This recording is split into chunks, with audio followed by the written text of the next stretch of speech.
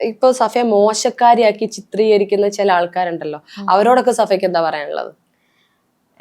ഇതിപ്പോ പൊതുവെ ഇപ്പോ അങ്ങനെ എന്നെ പറ്റി പറയുമ്പോ നോർമലി എല്ലാരും മോശമായിട്ട് തന്നെ പറയത്തുള്ളൂ. സത്യാവസ്ഥ ഒരു അവസാനം വരട്ടെ, അങ്ങനെ എനിക്ക് പറയാൻ പറ്റുള്ളൂ.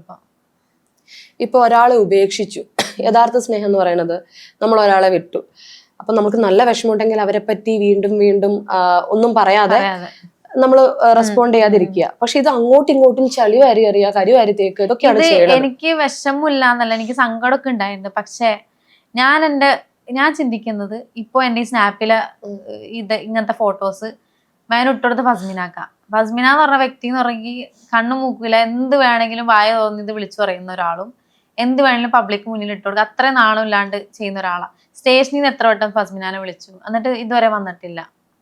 ഇപ്പൊ ഈ വണ്ടീന്റെ കേസിന് പോലെ തെളിവെടുപ്പിന് വരെ സ്റ്റേഷനിൽ നിന്ന് വിളിച്ചിട്ട് വന്നിട്ടില്ല.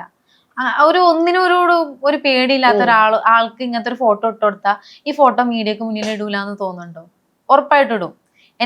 ഞാൻ ചിന്തിക്കുന്ന ഒരു ഹസ്ബൻഡ് ആണെങ്കിൽ ഒരിക്കലും വൈഫിന്റെ പ്രൈവറ്റ് ഫോട്ടോസ് ആർക്കും ഇട്ട് കൊടുക്കും.